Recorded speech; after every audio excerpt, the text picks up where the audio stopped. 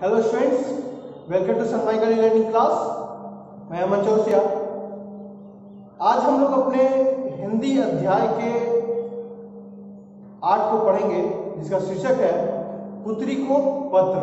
ठीक है, तो अभी हमारा जो ये पाठ है वो हमारी छुट्टियों के बाद फिर से स्टार्ट हो रहा है। तो मैं आशा करता हूँ कि आप बहुत ही ध्यानपूर्वक और अच्छे से इस पाठ को समझें, ताकि आपको भविष्य में आने वाली जो एग्जाम है हमारी, उसमें आपको कोई परेशानी ना हो या किसी भी प्रकार की कठिनाई ना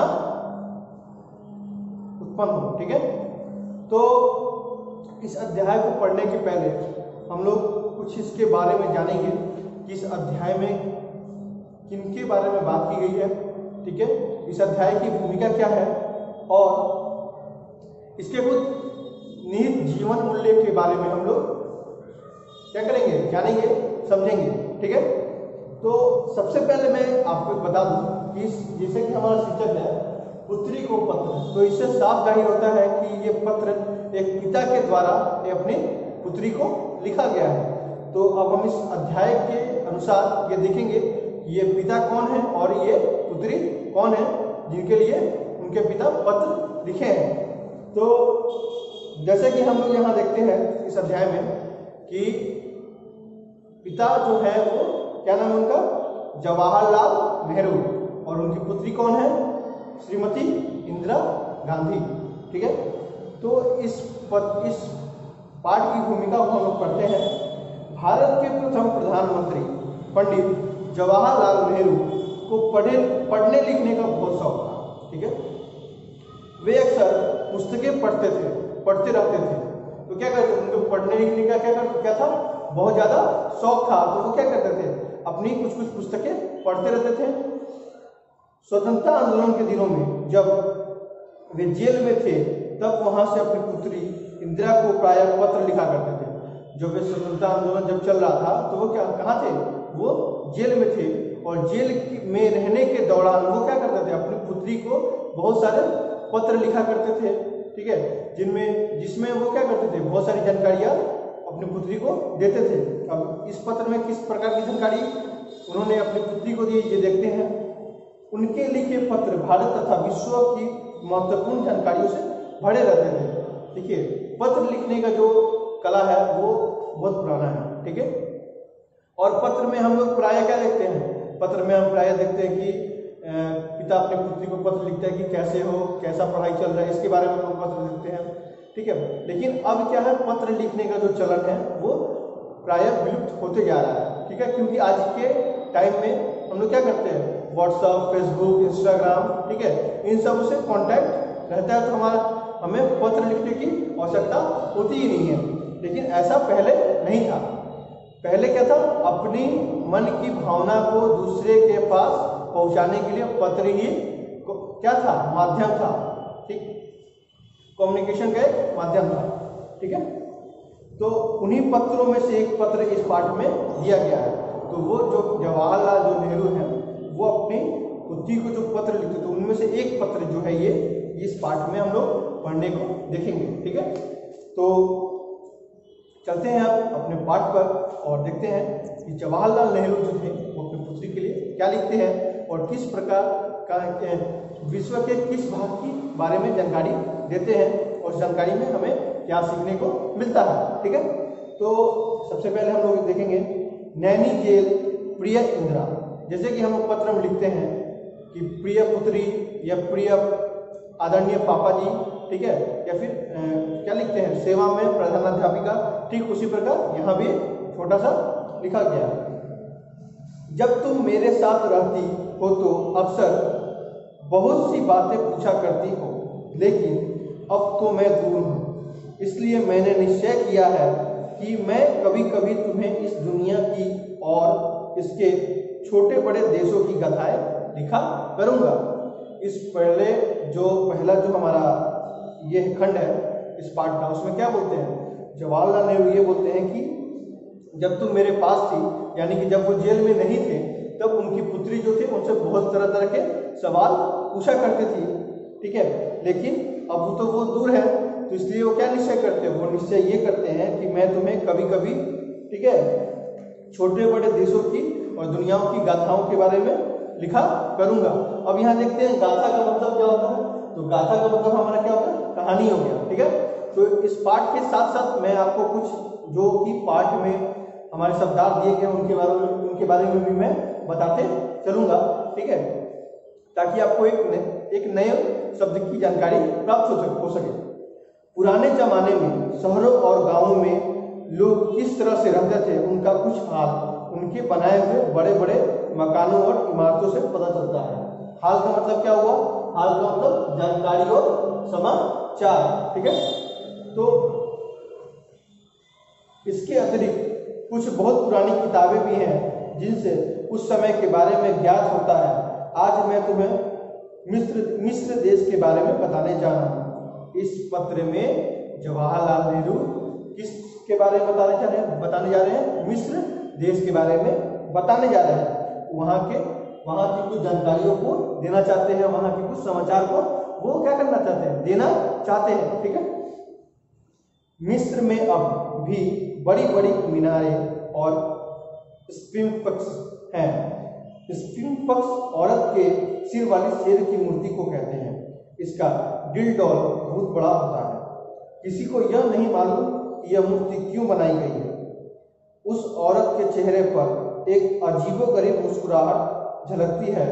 यहाँ अजीबोगरीब का मतलब क्या हुआ, जो आसानी से समझ में ना आ सके, अटपटा सा, ठीक है।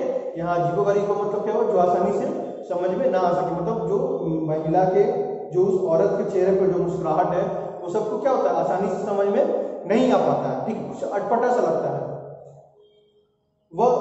वह इस तरह क्यों मुस्कुरा रही है, ठीक है। ये जो पंक्ति है इसमें हम लोग क्या देखते हैं कि मिस्र में अभी भी क्या है, बड़ी बड़ी मीनारें हैं, स्फिंक्स, ठीक है, जो औरत के शेर वाली मूर्ति को कहते हैं, ठीक है। इसका दिल-डॉल बहुत बड़ा होता है, ठीक है, जो मूर्ति होता है उसका बहुत बड़ा होता है। यह मूर्ति क्यों बनाई है आज तक किसी को पता नहीं है। मिस्र में बनी मीनारें बहुत लंबी चौड़ी हैं। वास्तव में वे मिस्र के पुराने बादशाहों, जिन्हें फिरऊन कहते हैं, क्या कहते हैं, मिस्र के पुराने बादशाह को क्या कहते हैं हम लोग, मिस्र के पुराने बादशाह को हम लोग फिरऊन कहते हैं, ठीक है, के मकबरे हैं। तुम्हें याद होगा कि तुमने लंदन के अजायब घर में मिस्र की मम्मी देखी थी। अब यहाँ अजायब घर का मतलब क्या हुआ बच्चों, यहाँ अजायब घर का मतलब हुआ जहाँ पुरानी और अनोखी चीजें रखी जाती हैं। अजायब घर मतलब क्या होगा, जहाँ पुरानी, एक तरह से बोल दो म्यूजियम, ठीक है, इंग्लिश में हम लोग क्या बोलते हैं, म्यूजियम बोलते हैं, ठीक, जहाँ पुरानी और अनोखी चीजें रखी जाती हैं, ठीक है। मम्मी किसी आदमी या जानवर के मृत शरीर को कहते हैं जिस पर कुछ ऐसे तेल और मसाले लगा दिए जाते हैं कि वह सड़ ना पाए। मम्मी किसे बोलते हैं, मम्मी किसी आदमी या जानवर के मृत शरीर को कहते हैं जिसमें क्या होता है, कुछ ऐसे तेल और मसाले लगा दिए जाते हैं ताकि वो बहुत लंबे समय तक सड़ नहीं पाए, ठीक है। बादशाहों के मरने के बाद मम्मी बना दिया जाता था। जब बादशाह मरते थे तो उनका जो शरीर होता था उनको क्या किया जाता था, मम्मी बना दिया जाता था, ठीक है, और उन्हें बड़ी बड़ी मीनारों में रख दिया जाता था। उनके पास सोने और चांदी के गहने, सजावट की चीजें और खाने की वस्तुएं भी रख दी जाती थी। उनके पास क्या था, जब वो मम्मी बनती थी तो क्या होता था, उनके पास जो सोने चांदी थे, जो सजावट के गहने थे, ठीक है, और क्या थे, जो खाने पीने की वस्तुएं थी, उनको क्या किया जाता था, वहां उनके पास, मम्मी के पास रख दिया जाता था, ठीक है। लोगों का विचार था कि शायद मरने के बाद भी उन्हें खाने की आवश्यकता रहेगी। लोगों का क्या विचार था, लोगों का विचार था कि शायद खाने पीने के बाद भी, लोगों का विचार था कि मरने के बाद उन्हें खाने पीने का, ठीक है, आवश्यकता होगा या रहती होगी। इसलिए वो क्या करते थे, मम्मी जब बनता था, ठीक है, जब आदमी या औरत के मृत शरीर को उस पर तेल और मसाले का लेप लगा के उसको सड़ने से बचाया जाता था। उसके साथ साथ जब वो मम्मी बन जाता, ठीक है, तो उसको क्या किया जाता था, एक बड़े मीनार में रख दिया जाता था। रखने के तत्पश्चात उसमें क्या किया था, चांदी के गहने, सजावट की चीजें और खाने की वस्तुएं को क्या किया था, उसको भी रख दिया जाता ताकि लोगों का ऐसा मानना था कि मरने के बाद उन्हें खाने की आवश्यकता रहती होगी, इसलिए वो रखते थे। 2-3 साल हुए, कुछ लोगों ने इनमें से एक मीनार के अंदर एक बादशाह की मम्मी पाई, जिसका नाम तूतनखामिन था। जिसका नाम क्या था? तूतनखामिन। उसके पास बहुत सी खूबसूरत और कीमती चीजें रखी हुई मिली। उसके पास क्या मिली? जो मम्मी जो निकली थी उसमें क्या हुआ? क्या मिला? बहुत सी खूबसूरत चीजें और कुछ कीमती चीजें भी रखी हुई मिली। उस जमाने में मिस्र में खेतों को सींचने के लिए अच्छी अच्छी नहरें और झीलें बनाई जाती थी। उस जमाने में, यानी सोचिए कि जब ये आज़ादी के पहले का बात है, ठीक है, आज़ादी के पहले यानी 19वीं शताब्दी 18वीं शताब्दी में ये बात है, 19वीं शताब्दी का ये बात है, ठीक है। तो उसमें क्या हुआ कि खाने की चीजें मिलती थी और उस जमाने में मिस्र में खेतों और सींचने के लिए अच्छी अच्छी नहरें और झीलें बनाई जाती थी। मेरी डू नाम की झील विशेष रूप से प्रसिद्ध थी। इससे पता चलता है कि पुराने जमाने में मिस्र के रहने वाले कितने होशियार थे और उन्होंने कितनी उन्नति की थी। इन नहरों, झीलों और बड़ी बड़ी मीनारों को अच्छे अच्छे इंजीनियरों ने ही बनाया होगा। जवाहरलाल नेहरू क्या बोलते हैं इंदिरा गांधी को कि उस जमाने में क्या था, एक झील बनाई गई थी जिसका नाम था मेरीडू झील।